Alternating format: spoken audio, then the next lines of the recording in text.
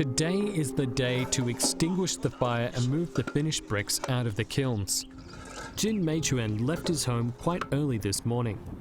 The morning fog was still floating in the air even after sunrise. Jin has already been to the ancient brick kilns where light smoke curls upwards out into the sky. Are you going to move out all the bricks today? Yes. Ah, good, good. They're really of high quality.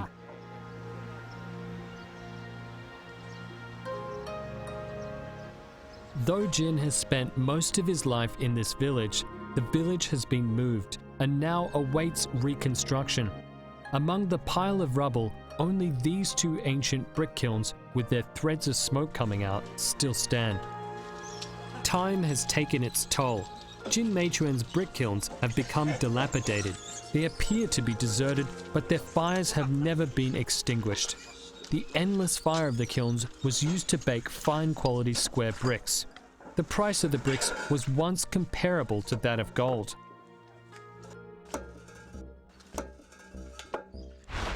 Half a millennium ago, fine quality square bricks like these were only for the emperors. The magnificent palaces of the Forbidden City were paved with these bricks. The Jins of Suzhou were expert square brick makers.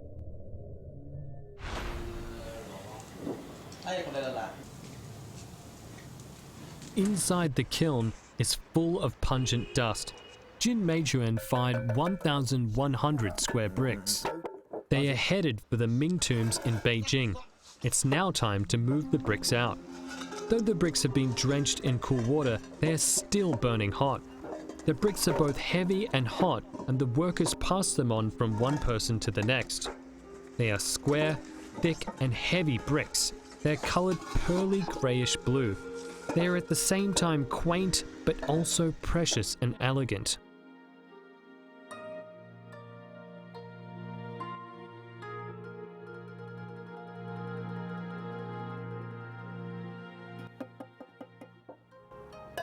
These bricks are special. When struck, they echo with the clear sound of gold stone. They are thus uniquely titled gold bricks. These used to be small-sized kilns. In the 1970s, my father rebuilt and expanded them. Firing bricks used to be slightly different. First, the kilns were filled with unfired bricks. Then, before lighting the fire, people worshipped the kiln god. They would bring a pig's head and place it at the door to the kiln to worship the kiln god. After the ceremony, the kiln god would bless those in attendance and the firing process would go smoothly. These two old kilns don't really fit their sad surroundings. In Jin's eyes, they represent greater glory. 500 years ago, gold bricks from these kilns were once the favored building materials for the Ming emperors. The Emperor Yongle himself referred to these two kilns as being imperial kilns. The Jins have lived in this village for generations. It used to be named Yuyao Village, which literally means the village of the imperial kiln.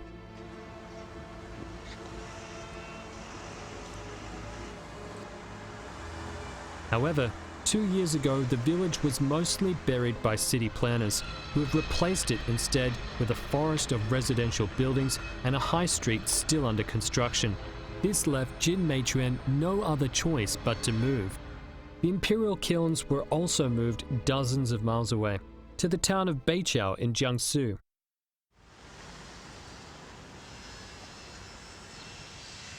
The new factory is bright and spacious, but Jin Meichuan still feels something is missing. He thinks it's perhaps the absence of his ancestors' presence. In the most visible area of the exhibition hall in the factory, he displays a few bricks. These bricks have been passed down in his family for many generations. On the side of each brick, engravings with the reign titles of the Qing emperors, Emperor Guangxu and Emperor Tongzhi, can be seen. Also engraved are imperial seals, which state supervised and manufactured in Suzhou Prefecture. These bricks have been carefully preserved. They represent the Jin family's proudest moment. According to historical records, during the Qing dynasty, Qing Emperor Kangxi decided to renovate the Forbidden City. The Supreme Harmony Hall was paved with bricks originating from these kilns.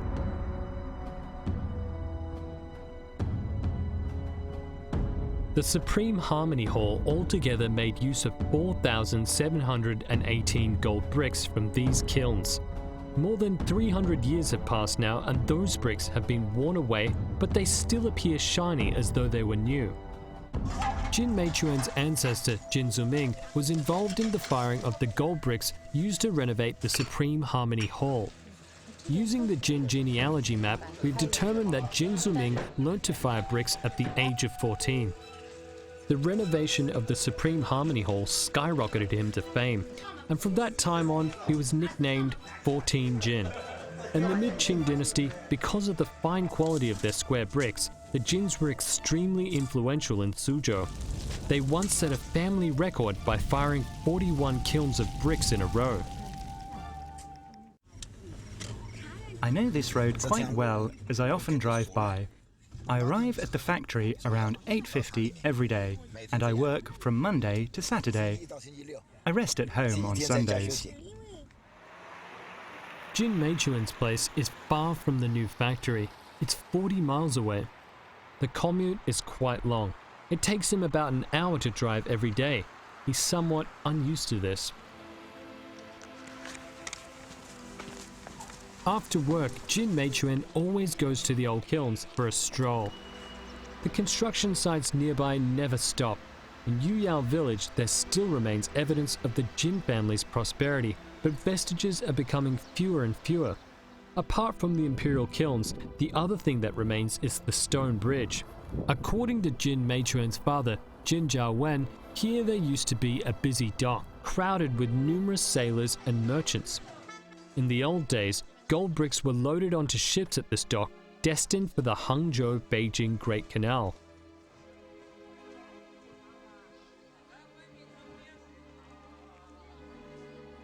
Elder villagers have said that cargo ships used to all have a banner representing Suzhou high up in their masts.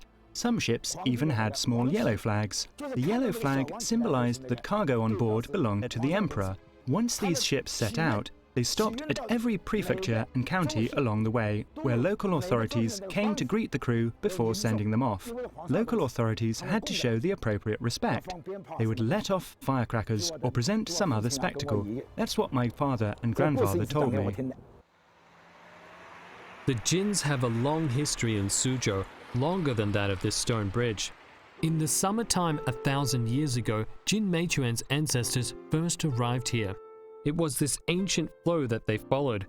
For a long time, they lived in the village of the imperial kiln. The fire in the kilns never went out, and cargo ships queued up. The craft was thus passed down for generations.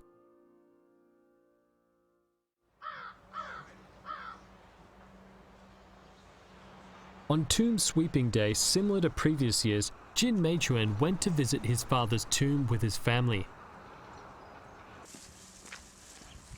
He then went on to the ancestral home with his wife. They visited the tombs of his ancestors. His father Jin Jiawen, grandfather Jin Yunquan, and his great-grandfather Jin Zuming all have their resting places here.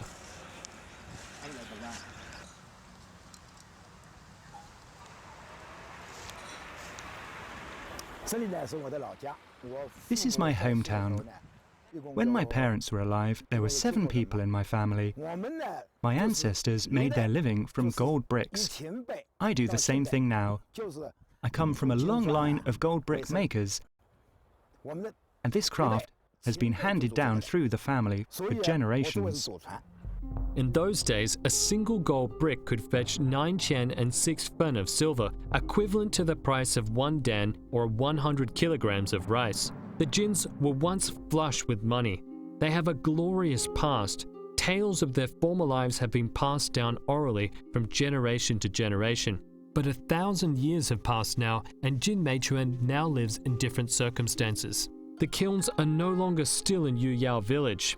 Looking afar at the old kilns on the other side of the stone bridge, he feels that times have changed. But the craft of brick firing still remains with the Jins. it's the only thing that remains unchanged. Gold bricks were used as floor tiles by the imperial family. Their uniqueness lies in the technique employed for firing and the quality of the materials. The raw material is obtained from yellow clay. This clay is particular to Yuyao village, since it is adhesive but not loose, and in powder form but also sandless. It is referred to as dung clay, which literally means purified clay.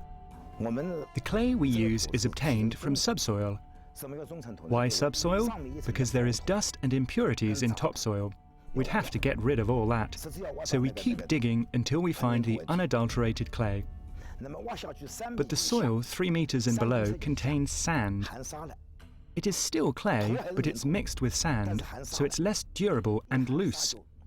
Soil like this can't be used for making gold bricks. Traditional methods require 24 separate processes to make one gold brick. Some of the processes include preparing materials, collecting together unfired bricks, the firing itself, and drawing. Adherence to these protocols demands skills and experience, but also tests a craftsman's patience and perseverance. When the Jins make gold bricks, clay is deliberately placed out in the open air for a certain time. They call it tempering the nature of the soil. Then they soak the clay in a certain amount of water and a pile of clay is made. At this point, there are still clods and stones in the clay. In order to thoroughly remove them, workers need to use self-made tools to carefully cut out the clay and keep treading on it. This process is called tempering the clay. It can squeeze out bubbles and make the clay more adhesive, similar to making bread dough. When treading, tread with all your strength, otherwise bubbles will remain. We can't have bubbles in the clay, so we need to squeeze them all out. This process requires repetition to temper thoroughly. What does it mean to temper thoroughly? It means that there will be no clod left in the clay. When Jin Meichuan began to learn from his father how to make gold bricks, he started with tempering clay. In 1963, when he was only a teenager, he began to learn from his father. He became the fifth in line to inherit the gold brick-making craft. However, despite an illustrious history, gold brick-making has been in decline for some time now. During the late Qing dynasty and early Republic of China periods, imperial power collapsed. The gold brick industry then lost its biggest customer. Without imperial sponsorship, the imperial kilns fell to the wayside, and ever since then, the fortunes of the Jin family's business have also plummeted. In 1965, because of the reconstruction of a few temples in the southern area of the Yangtze River, Jin Meichuan's father summoned together some elder craftsmen and opened up another small-sized factory.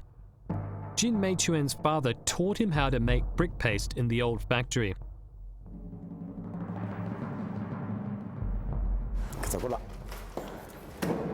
After tempering the clay, the next process is to form together the unfired bricks.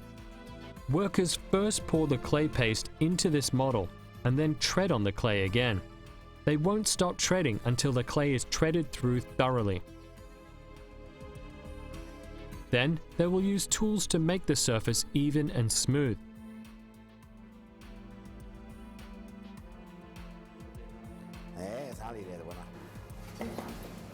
Look, this is an unfired brick. Once the unfired bricks are being collected together, Jin Meichuan places them indoors. Before being fired, these bricks have to be cured in a cool, shady area for at least 7 months, and the Jins have stuck to this process throughout the years. You have to keep the windows and doors closed, no air and no sunshine, otherwise the bricks will crack. Bricks crack once air and sunshine are let in. It's difficult to deal with cracks. We can't repair bricks with cracks. So once cracked, they have to be discarded.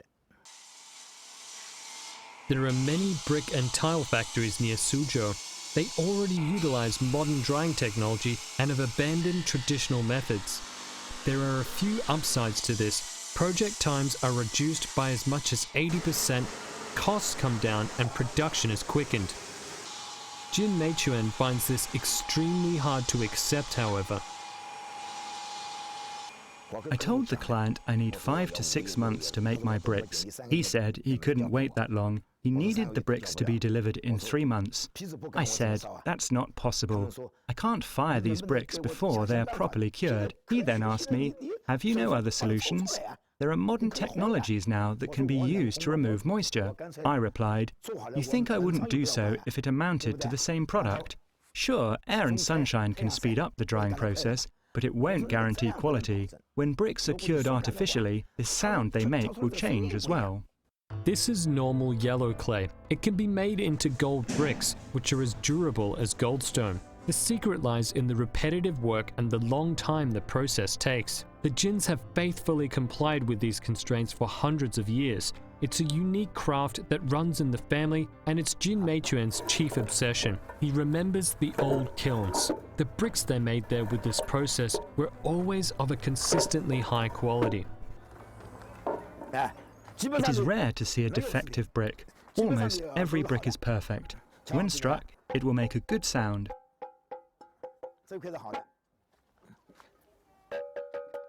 This one is even better. The sound is clear, not muffled. If the quality is poor, the brick won't make a sound.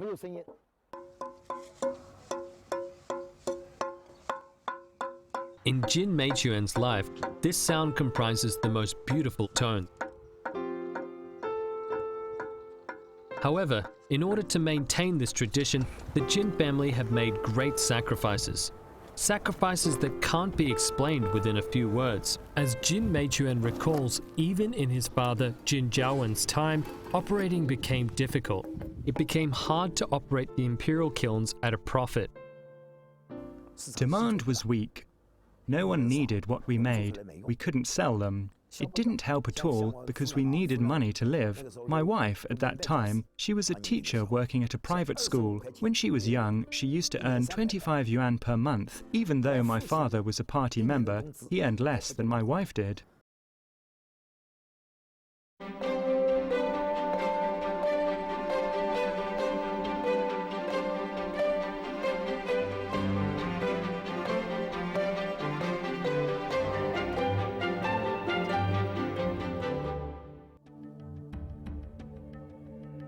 China was experiencing reform and opening up. When Jin Jiawen became in charge of the kilns, it had been over a decade since reform started. The Western world, as well as its culture, held continuing fascination for the previously isolated country. A large number of older customers changed their habits. They chose floor tiles for their new decorations because floor tiles have more patterns and color options. There was something even more difficult. Jin Jiawen always stuck to the traditional methods, but the traditional process was very time-consuming. Customers were expected to place an order a year beforehand and then come to pick up the bricks in the coming year. This rule prevailed with the Jin family for over 500 years. Most people at that time, however, were content with settling for less. They preferred artificially cured bricks because they could have the finished bricks in the same month of the order. Gold bricks are not instrumental after all.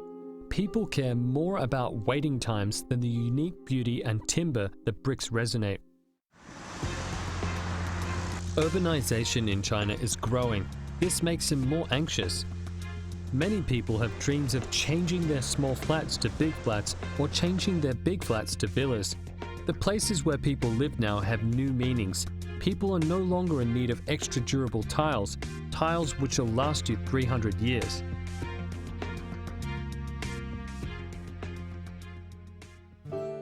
On New Year's Eve in 1989, Jin Meichuan took over the imperial kiln from his father. In 1989, just after the reunion dinner with my family, Secretary Cao recommended and assigned me to the directorship of the brick and tile factory. I became the director. In December of the same year, my father passed away. I didn't gain much help from him. He would have helped me a lot had he not passed away. In this way, without any other opportunities, Jin Meichuan became the fifth successor to the family's glorious tradition. He started a new chapter in his life.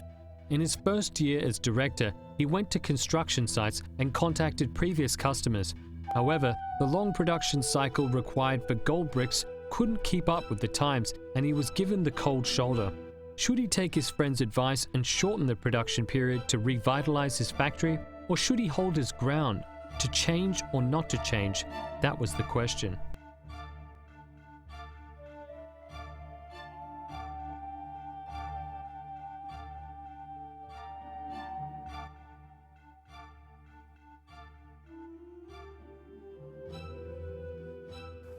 My father handed it down to me. It had been in my family for generations. This craft is really valuable. In my opinion, even though our old imperial kilns don't bring us much profit, they have cultural significance. At the end of 1989, the factory suffered from heavy losses. Foreign debt ran up to hundreds of thousands of RMB. They were even too poor to pay out wages. So Jin Meichuan said farewell to the ancestral kilns, put out the 5-century-year-old fire, and disbanded the workforce, all to return home and became a farmer. The story of the gold bricks and the imperial kilns seemed to come to an end. However, ups and downs in life can't always be foreseen.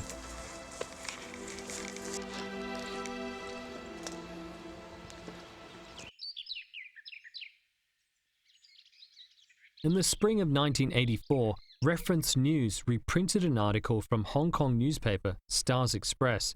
The article lamented that overseas Chinese sighed with a heavy heart at the sight of the worn-out tiles paving the imperial palaces of the Forbidden City. They regretted that the craft of gold brickmaking had been lost. Cao Funan was the secretary of the Communist Party branch in Yuyao village. When he read this article, nostalgia for gold bricks suddenly flooded back to him. This craft is the crystallization of the Yuyao people's wisdom and hard work. Revitalizing the imperial kilns will save this craft from dying. As chance would have it, the Palace Museum in Beijing was planning renovations. The largest renovations completed since the 1911 revolution. The floor tiles inside and outside of the Palace of Earthly Tranquility were extremely worn out. The people in charge found it extremely difficult sourcing new gold bricks with equivalent quality to the ones made 200 years ago.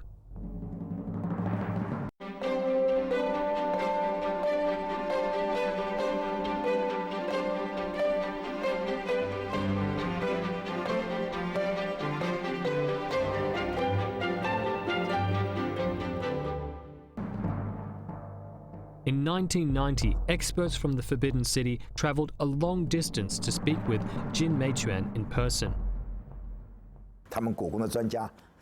These experts came from the Forbidden City. When the director of the Ancient Architecture Department came for inspections, there was heavy flooding. I remember this quite clearly. Lin Runde was the director of the Forbidden City. He was standing in the yard. Flood water was everywhere. They said they wanted handmade bricks over the perfect-looking machine-made bricks. Machine-made bricks were not allowed in the Forbidden City. They said this to me.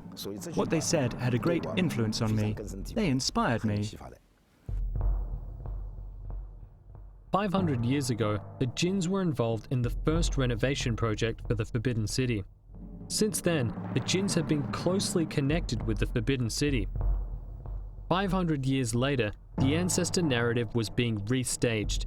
Jin Meichuan decided to gather together former workers, employ traditional methods, and reignite the extinguished fire in the imperial kilns once again.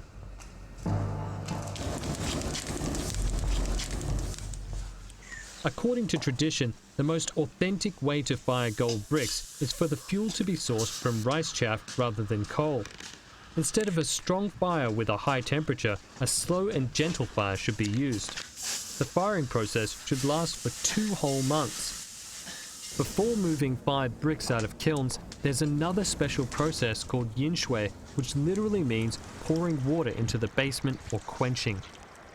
After baking a kiln of bricks, it is necessary to cool the temperature down by pouring water into the kiln.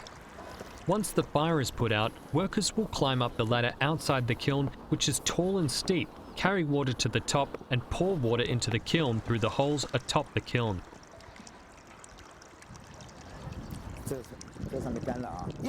Once the basement is ruined, the kiln is ruined as well. If that happens, the bricks can't be fired well. Their quality will not be good. Products will be discarded. If too much water is used, water damage will be caused, and the bricks will not sound when struck. If the water is insufficient, the color of the bricks will yellow. It doesn't look good. So in the whole process, yin shui, or the quenching of the kiln, is crucial. There are strict checks to guarantee the quality of the fired bricks. Bricks should make a certain sound when struck and should not be damaged when beaten. In one kiln of bricks, if more than 6 bricks fail to meet this standard, all the bricks will then be regarded as defective, and a new kiln of bricks will need to be fired. In the summer of 1990, Jin Meichuan carefully selected 150 gold bricks and delivered them to the Meridian Gate, the southern gate of the Forbidden City. I didn't ask them to pay. I did it for free. They were to be samples of things to come. They immediately paved the floor with those gold bricks. That winter in Beijing was freezing. It snowed heavily. The area at the back of the Palace of Earthly Tranquility has always received the most rain and snow. 20 years have passed and those bricks are still in good condition. They are still shiny.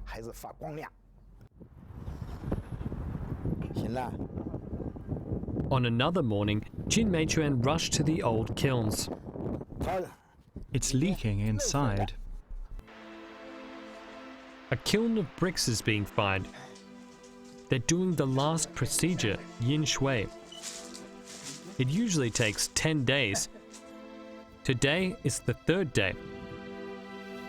But Jin Meichuan was told last night that too much water had been used.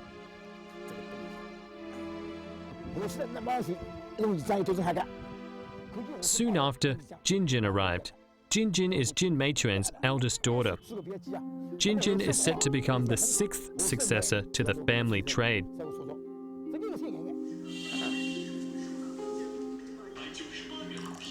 In 2006, gold bricks were put on the National Intangible Cultural Heritage List. Jin Meichuan was now officially recognized by the state. Passing down the craft to his daughter was a realistic decision, because he was left with no choice. I had a thought at that time. I'm no longer young. I need someone to take over the factory. The work here is hard, dirty and tiring. Not so many people will want to do this. Then who will take it over? If my daughter doesn't take over, people will question me. They know I have children. They will wonder why I didn't pass it on to my children. This job is not popular. Not everyone will want it.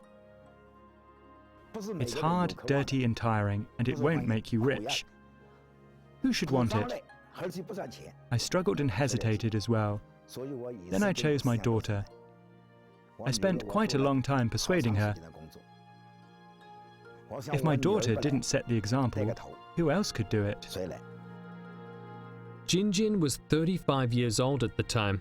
She had been teaching at a primary school for more than a decade. Her work was stable. She also had her achievements at work, but she still quit her job because she was born into a family of gold brickmakers.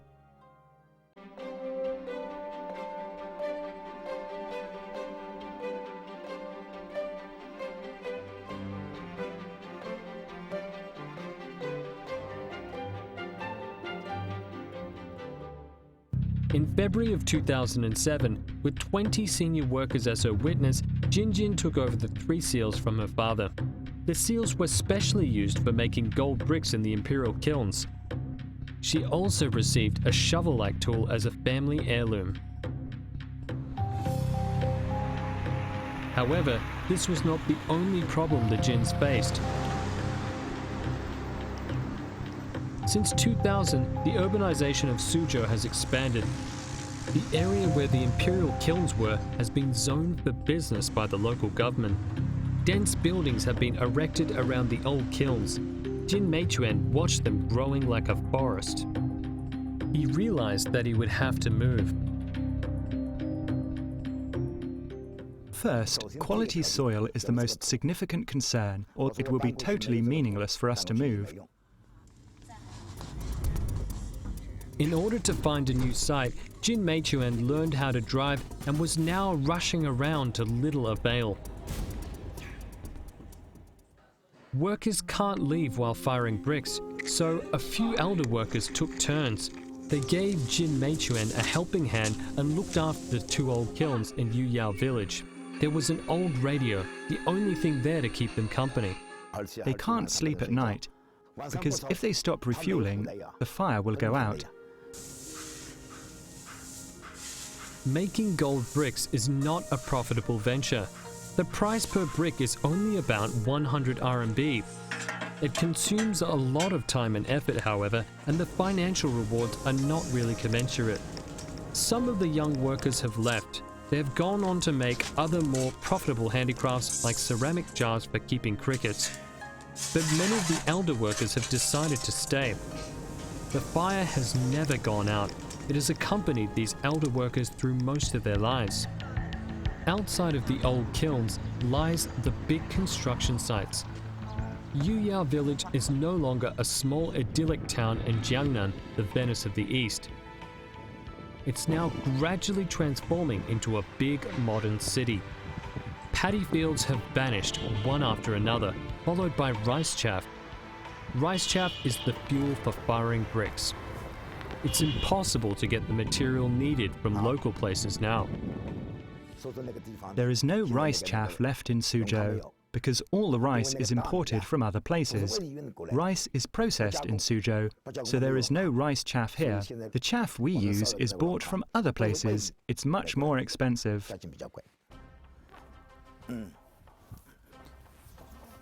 Look, this clay is really good. It's blackish blue. This is the finest clay. After rushing around for a long time, Jin Meichuan has finally found an ideal site for his new factory. It's in the Xiangcheng district of the town of Beiqiao. The water and soil there are similar to that nearby to the old kilns. So is the quality of the clay. But when the seller found out that Jin Meichuan was not only going to set up a factory, but also use the clay from the area to make gold bricks, he hiked the price up from 3 million to 10 million RMB.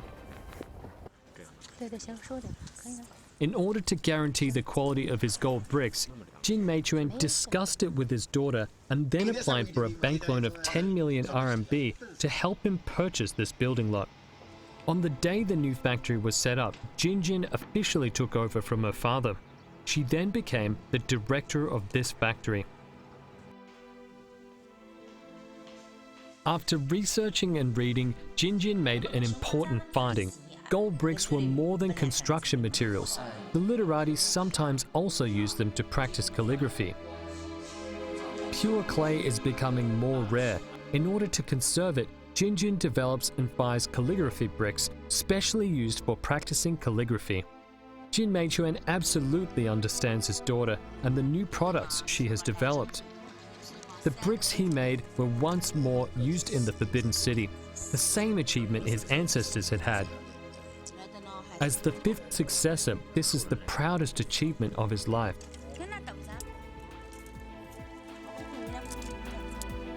Currently, his daughter is developing new products in the hope of capturing a market for the ancient gold bricks and passing the craft further down. Judging from what happened today, it's necessary to prepare for the rainy days. It doesn't matter how the bricks are used. Whether for paving floors or practicing calligraphy, what matters most is the value and significance of the gold bricks which lie in the craft itself. This is the thing that the father and the daughter have reached agreement on. The products are new, but the traditional craft is still being passed on.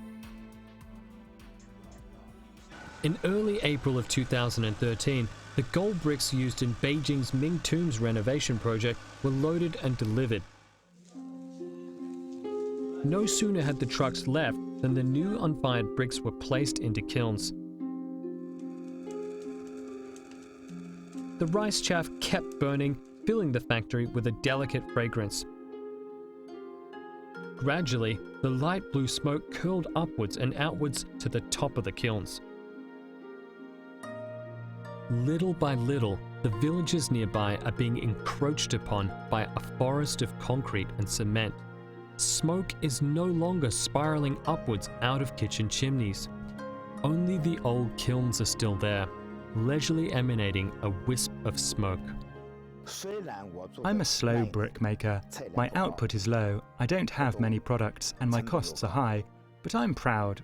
Yes, I am, because I have persisted. I have been sticking to the traditional craft. I haven't lost the value embedded in our gold bricks.